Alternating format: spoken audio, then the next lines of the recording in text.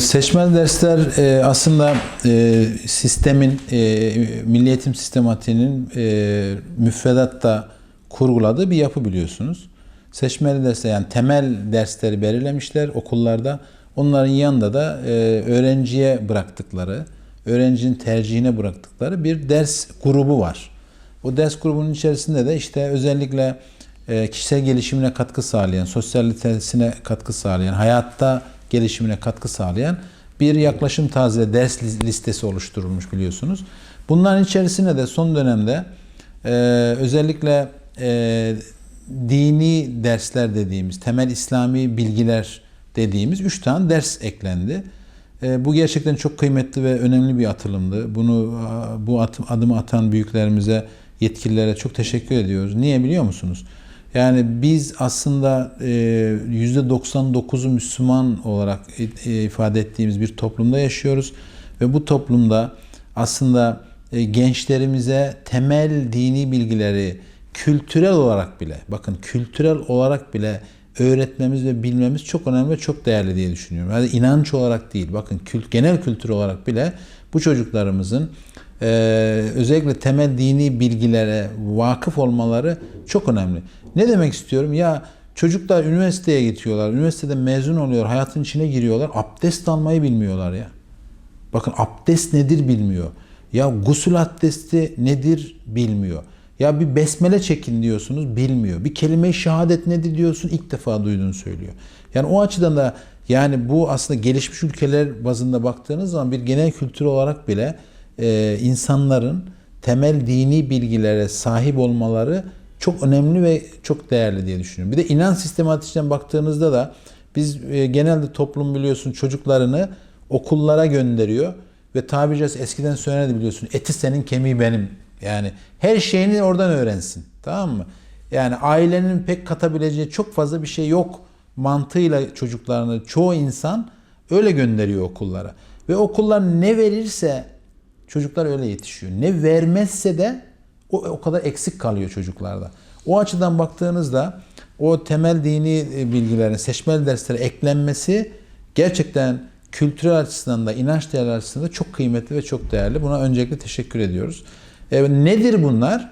3 tane ders eklendi biliyorsunuz. Bir tanesi Kur'an-ı Kerim, bir tanesi Siyer-i Nebi dediğimiz Peygamberimizin hayatı, bir tanesi de temel dini bilgiler dediğimiz bir ders. Ve bu dersleri tercih edenler, isteyenler bu dersleri alıyorlar. Kimseye asla zorunluluk yok. Ama biz şunu ısrarla bir sivil toplum olarak şu farkındalığı anlatmaya çalışıyoruz insanlara, topluma. Ey inananlar diyoruz öncelikle. Eğer sen bir şeye inanıyorsan, değil mi? Onu öğrenmen lazım. İnanç sistematiği içerisinde bilmeden bir şeyle ilgili de yorum yapman veya bir şey savunman ya da bir şeyi uygulaman mümkün değil. Önce bilmen gerekiyor. Sen Müslümansan, Müslüman olmanın temel değeri nedir? Kur'an'ı bilmektir. Vahyi sana gönderilen, ya Allah sana bir mesaj göndermiş değil mi? Bu mesaja ya burada ne var diye merak edip açmak demektir. Yani çok amiyane söyleyeyim, çok merak ettiğiniz, sevdiğiniz bir isimden size mektup gelse onu şu kenara koyup da dursun der misiniz? Allah sana bir mesaj göndermiş değil mi? Onu açıp okumak bir Müslüman temel değer. Örnek olduğumuz ahlakıyla, yaşantısıyla, hüsve-i hasene dediğimiz örnek insan olarak Allah'ın da bize gönderdiği, temsil ettiği bir şahsiyeti, peygamberimizi öğrenmek bir Müslüman için herhalde olmazsa olmaz bir şey. Temel dini değerler dediğimiz o kadar kıymetli ki demin de söyledim. Bakın abdest almayı bilmek. Ne bileyim işte namaz kılmayı öğrenmek. Besmele çekmeyi bilmek. Atıyorum kelime-i şehadeti öğrenmek. İşte o meşhur klasik 32 farzımızı bilmek. Ve bunlara yönelik bilgilere sahip olmak. Ya bir inanan insan değil de diyorum ya kültürel açıdan bile yani üniversite okumuş aydın bir kişi olan bir insanın bunları zaten bilmemesi abesle iştigal. Onun için de bunu öğreten değerler. Bunlar şimdi liselerimizde, ortaokullarımızda şu an 22 Ocağı kadar seçmeli ders süreci var. Bu süreçte de biz özellikle bu konularda bir farkındalık oluşturmak istiyoruz ve topluma çağrıda bulunuyoruz. Ve velilere diyoruz ki ey veliler, ey anne baba çocuklarınıza lütfen bu konuda yönlendirin. Okullarımızı arayın, okullara, yöneticilere bu taleplerinizi dile getirin ve çocuklarımıza bunları öğretin. Bunları çocukların öğrenmesi hayatta, gelecekte çok çok çok ciddi katkılar sağlayacak. Yani onun yerine atıyorum sanat, onun yerine başka bir X, Y, Z dersini yarın telafi de eder. Çok kolay.